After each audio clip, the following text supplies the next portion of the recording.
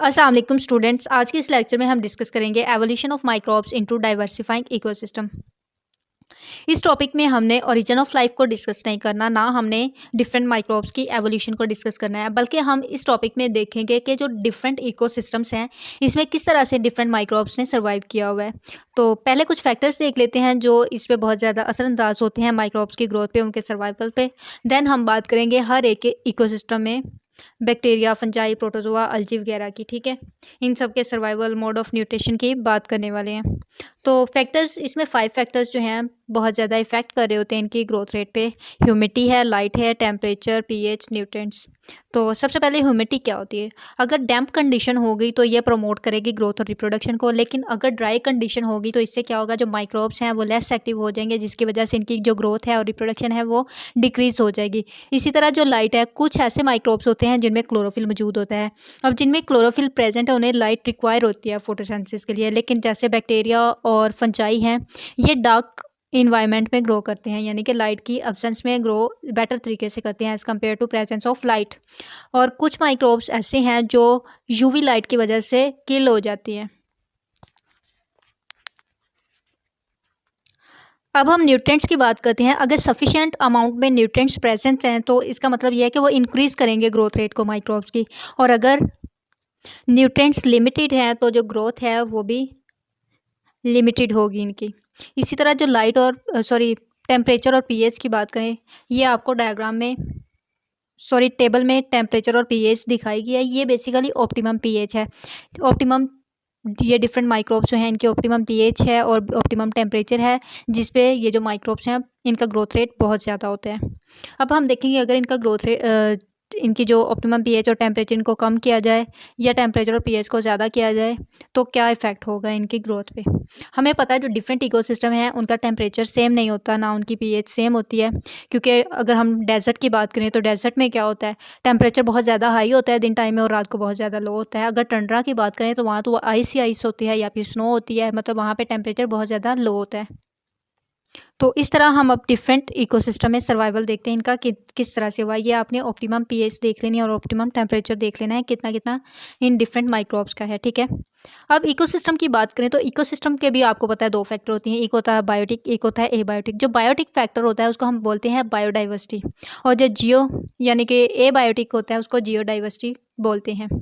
तो अब हम इन इकोसिस्टम्स को वन बाय वन डिस्कस करते हैं। सबसे पहले बात करते हैं डेजर्ट की। डेजर्ट का मैंने बताया था आपको कि टेम्परेचर जो है दिन में बहुत ज़्यादा हाई होता है, रात को बहुत ज़्यादा लो होता है। सबसे पहले इसमें बैक्टीरिया की बात करें तो बैक्टीरिया जो है इनमें साइनोबैक्टीरिया जो हैं वो सबसे डोमिनेंट ग्रुप है वहाँ पे, ठीक है। वहाँ पे सबसे ज़्यादा कौन सा है, साइनोबैक्टीरिया। और ये डेजर्ट का मोस्टली बायोमास बनाते हैं, ठीक है। और ये पाए कहाँ जाते हैं, डेजर्ट में जो भी प्लांट्स होते हैं उनकी रूट्स के साथ ये एसोसिएट हुए होते हैं, और ये मोस्टली ओब्लिगेट हेटरोट्रॉफिक बैक्टीरिया होते हैं, और ये इंपॉर्टेंट रोल प्ले कर रहे होते हैं डेजर्ट के अंदर न्यूट्रिएंट साइक्लिंग में, जैसे कार्बन की साइक्लिंग है, नाइट्रोजन की, फास्फोरस की, एट्सेट्रा। अब बात करते हैं फंजाई की। फंजाई जो है ये वहाँ कॉलोनीज बना के रह रही हैं और ये मिलियन ईयर्स अगो से वहाँ पे प्रेजेंट है फंजाई, और ये इसके अलावा सिम्बायोटिक रिलेशनशिप बनाती है सर्वाइवल के लिए। नेक्स्ट प्रोटोजोआ की बात करते हैं। प्रोटोजोआ 2 कंडीशन में होता है, ठीक है। अगर इंसिस्ट कंडीशन में है तो ये 37 डिग्री सेंटीग्रेड इसका टेम्परेचर है, और अगर हम टेम्परेचर राइज कर देते हैं, मतलब जो डेजर्ट है उसका टेम्परेचर राइज हो जाता है 37 से 56 के राउंड अबाउट चला जाता है, तो ये एक्सिस्ट कंडीशन में होगा, मतलब जो प्रोटोजोन्स हैं वो सिस्ट से बाहर आ जाएंगे। और ये स्पेसिफिक टेम्परेचर को, डेजर्ट का जो स्पेसिफिक टेम्परेचर उसको अडेप्ट कर सकते हैं प्रोटोजोआ। और जो प्रोटोजोआ हैं ये हेटरोट्रॉफिक होते हैं, और ये सर्वाइव कैसे करते हैं, वहाँ पे जो दूसरे छोटे छोटे माइक्रोब्स हैं ना उनको कंज्यूम करके। तो अपने सर्वाइवल के लिए ये क्या कर रहे हैं, दूसरे माइक्रोब्स को खा रहे हैं। अब अल्जी की बात करते हैं। अल्जी जो है ना बेसिकली इसमें एक एक्स्ट्रा ऑर्डिनरी टॉलरेंट कैपेसिटी होती है, ठीक है, डिहाइड्रेशन की। डिहाइड्रेट को बहुत ज़्यादा टेम्परेचर भी हो ना तब भी ये टॉलरेट कर लेती है। और जब ये कंप्लीट ड्राई हो जाती है ना अलजी, एक ड्रॉप ऑफ वाटर भी मिलता है तो उससे क्या करती है, ये दोबारा फोटोसिंथेसिस शुरू करवा देती है। और जो अलजी होती है इसका एक ग्रुप है जिसको हम कहते हैं थर्मोफाइट्स। थर्मोफाइट्स जो हैं ये बहुत ज़्यादा हाई टेम्परेचर को बेयर कर सकते हैं, जैसे कि अगर टेम्परेचर स्प्रिंग के मौसम में 70 डिग्री सेंटीग्रेड तक भी चला जाए ये उसको भी इजीली बेयर कर सकते हैं। अब बात करते हैं टंड्रा इकोसिस्टम की। टंड्रा क्या होता है? एक ट्रीलेस आर्कटिक रीजन होता है और इसकी जो सब सॉइल होती है टंड्रा की, ये परमानेंटली फ्रोजन हुई होती है, मतलब आइस जो है परमानेंटली वहाँ पे फ्रीज हो चुकी होती है। अब टंड्रा में डिफरेंट माइक्रोब्स की बात करते हैं, जैसे बैक्टीरिया, फंजाई वगैरह। तो पहले देखते हैं बैक्टीरिया को। बैक्टीरिया जो है वहाँ पे किस तरह से रह रहे होते हैं, ये इनकी जो बॉडी होती है ना, इसको रैप कर लेते हैं एक प्रोटेक्टिव लेयर से, जो कि कम्प्लेक्स अरेंजमेंट ऑफ शुगर से मिलकर बनी होती है। और ये एक स्टिकी लेयर होती है और ये प्रोटेक्ट करती है इनकी बॉडी को कि ये फ्रीज ना हो जाए, और इनको अलाउ करती है इस तरह के सर्वाइव कर सकें। टंड्रा में डिफरेंट फाइला पाए जाते हैं बैक्टीरिया के, जैसे प्रोटियोबैक्टीरिया, एक्टिनोबैक्टीरिया, एसिडोबैक्टीरिया, बैक्टीरियोइड्स वगैरह। अब फंजाई की बात करते हैं। जो हर एकड़ है ना, उस पर तकरीबन 2 टन्स फंजाई मौजूद होती है, या more than 2 tons fungi present होती है, ठीक है। और इसमें कम्प्लीटली क्लोरोफिल नहीं होता, और ये सर्वाइव कैसे करती है? दूसरे ऑर्गेनिक न्यूट्रिएंट्स को, दूसरे ऑर्गेनिक मटेरियल्स को खा के। अब अलजी की बात करते हैं। हमें पता है जो टंड्रा है वहाँ एक आइस वाला एरिया है, तो क्या होता है वहाँ पे जो अलजी है ना, ये वाटर फील्ड एयर पॉकेट्स है वहाँ पे ग्रो कर रही होती है। और ये मोस्टली कहाँ पाई जाती है? आइस और स्नो के दरमियान जो एक जगह होती है, मतलब वो उनका जो इंटरफेस होता है आइस और स्नो के दरमियान, वहाँ पे मौजूद होती है। कुछ अदर माइक्रोब्स की बात करें तो ये भी सेम प्रोसेस परफॉर्म कर रहे होते हैं, जैसे बैक्टीरिया, फंजाई और अलजी करते हैं। और इसके अलावा इनमें एक प्रोसेस होता है कीमोसिंथेसिस। कीमोसिंथेसिस में बेसिकली क्या होता है कि बजाय इसके कि कार्बन डाइऑक्साइड को यूज़ करें, ये इनऑर्गेनिक कंपाउंड्स को यूज़ कर रहे होते हैं कन्वर्जन के लिए, मटेरियल की साइक्लिंग के लिए, ठीक है। ये इनऑर्गेनिक कंपाउंड्स कौन से हो सकते हैं? गैसेस हो सकती हैं different, hydrogen, methane, carbon monoxides वगैरह। अब ग्रासलैंड इकोसिस्टम की बात करते हैं, तो ये एक लार्ज एरिया होता है जो ग्रास से कवर हुआ होता है, ठीक है। इसमें बैक्टीरिया देखते हैं। बैक्टीरिया जो है मोस्टली लेग्यूमिनस प्लांट्स या फिर जो ग्रासेस हैं उनके रूट्स के साथ पाई जाती हैं, ठीक है। और ये कन्वर्ट कर रही होती हैं एटमॉस्फेरिक नाइट्रोजन को दूसरे नाइट्रोजन के जो यूजेबल कंपाउंड्स हैं उनमें। यहाँ पे फंजाई की अगर बात करें, ये भी एक ब्रेक डाउन करवा रही होती है जो ऑर्गेनिक कंपाउंड्स हैं, और इसी तरह ये न्यूट्रिएंट्स को प्रोवाइड कर रही होती है प्लांट की ग्रोथ के लिए। और बायोलॉजिकली सॉइल क्रस्ट जो है ये number of vital functions perform कर रही होती है ग्रासलैंड में, ठीक है। ग्रासलैंड। अब बात करते हैं फॉरेस्ट इकोसिस्टम की। फॉरेस्ट इकोसिस्टम जो है ये भी broad range of habitats provide कर रहा होता है डिफरेंट माइक्रोब्स को, ठीक है। बैक्टीरिया की बात करते हैं। बैक्टीरिया यहाँ पे क्या करवा रहे होते हैं? ये डिफरेंट न्यूट्रिएंट साइक्लिंग करवा रहे होते हैं, जैसे नाइट्रोजन, कार्बन, फास्फोरस। और ये डिकम्पोज करवा रहे होते हैं डेड प्लांट बायोमास को, और इसके अलावा डिकम्पोज करवा रहे होते हैं फंगल माइसीलियम को।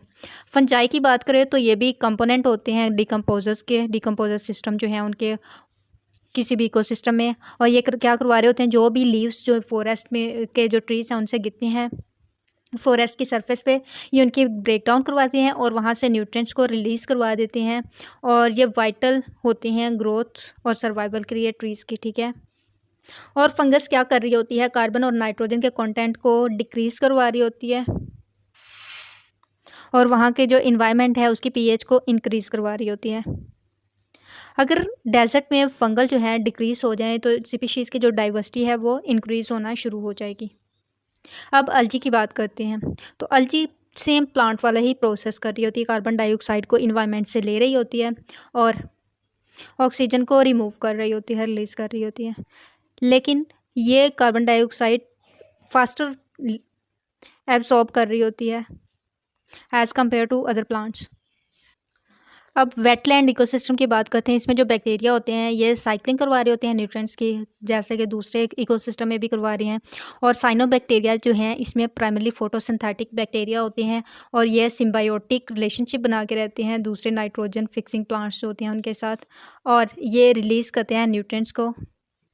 और इसके अलावा जो सॉइल कार्बन है फ्रेश वाटर वेटलैंड में, और जो दूसरी माइक्रोबियल कम्युनिटीज़ होती हैं वो भी सेम रोल प्ले कर रही होती हैं बैक्टीरिया की तरह। अब बात करते हैं मैरीन की। मैरीन इन्वायरमेंट में जो बैक्टीरिया हैं ये कम्प्लीटली स्टार्व्ड होते हैं ऑक्सीजन से, इनको ऑक्सीजन नहीं मिल रही होती। जो साइनोबैक्टीरियम होते हैं इंस्टेड ऑफ क्लोरोफिल इनमें एक पिगमेंट होता है क्लोरोकोकस, जो मैरीन के अंदर रह रहे होते हैं, और ये इंपॉर्टेंट रोल प्ले कर रहा होता है मैरीन में कि बेस किसकी होती है? फूड चेन की, और ये कंट्रोल कर रहा होता है एनर्जी के फ़्लो को और न्यूट्रिएंट्स के फ़्लो को।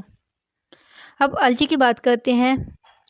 अलजी क्या कर रही होती है? ये भी कन्वर्ट कर रही होती है वाटर और कार्बन डाइऑक्साइड को शुगर के अंदर थ्रू फोटोसिंथेसिस, और इसके अलावा ऑक्सीजन जनरेट कर रही होती है as a byproduct. Phytoplankton जो हैं ये near the surface of water रहते हैं और ये सर्वाइव कर सकते हैं डार्क पीरियड में, बिकॉज ये तब भी फोटोसिंथेसिस कर सकते हैं जब लाइट प्रेजेंट नहीं होती। अब ओशनिक इकोसिस्टम की बात करते हैं, तो जो ओशन का इकोसिस्टम है, हमें पता है ओशन क्या होता है। एक माइक्रोब्स के लिए ग्रेट प्लेस होती है जहाँ पे वो रह सकते हैं। यहाँ पे डिफरेंट माइक्रोब्स प्रेजेंट होते हैं ओशन में। बैक्टीरिया की बात करें तो ये प्रेजेंट होते हैं तकरीबन ओशन के हर पोर्शन के अंदर, ठीक है। और जो सम बैक्टीरिया होते हैं एनारोबिक होते हैं, कुछ होते हैं जो एरोबिक होते हैं, और मोस्ट जो हैं वो फ्री लिविंग होते हैं, और कुछ सिम्बायोट्स भी होते हैं। एरोबिक, एनारोबिक और फ्री लिविंग और सिम्बायोट्स के बारे में तो आपको पता ही है। और फंजाई की बात करें तो फंजाई में एक यूनिक अडेप्टेशन होती है वहाँ पे, क्योंकि सैलिनिटी जो है ओशन के बहुत ज़्यादा होती है, और डीप ओशन में जो इंटेंस प्रेशर है वो बहुत ज़्यादा होता है। अब अलजी की बात करते हैं तो ये एक क्लोरोफिल मौजूद होता है इसमें, लेकिन इसमें लीव्स, रूट्स, वेस्कुलर टिश्यूज़ और इसके अलावा स्टेम्स मौजूद नहीं होती। पर मतलब ये सारी चीज़ें नहीं होती, एक थैलेस स्ट्रक्चर ही होता है। और जो अलजी है ये एनर्जी बेस होती है फूड वेब के लिए, मतलब वहाँ पे जितने भी इक्वेटिक ऑर्गेनिजम्स रह रही होती हैं, और ये क्या कर रही होती है, कन्वर्ट कर रही होती है वाटर और कार्बन डाइऑक्साइड को शुगर के अंदर बाय फोटोसिंथेसिस, और इसको सनलाइट रिक्वायर्ड होती है ग्रोथ और रिप्रोडक्शन के लिए। तो बेसिकली ये हमारा टॉपिक था जिसमें हमने डिफरेंट इकोसिस्टम में डिफरेंट माइक्रोब्स की सर्वाइवल को देखा। पहले हमने फैक्टर्स देखे कौन कौन से थे, ह्यूमिडिटी थी, लाइट, टेम्परेचर, पीएच, न्यूट्रिएंट्स वगैरह। उसके बाद हमने 7 इकोसिस्टम्स की बात की, जिसमें हर इकोसिस्टम के अंदर हमने माइक्रोब्स को और उनके सर्वाइवल को डिस्कस किया। वीडियो अगर अच्छी लगी हो तो चैनल को लाइक करें, सब्सक्राइब करें और शेयर करें। Thank you so much.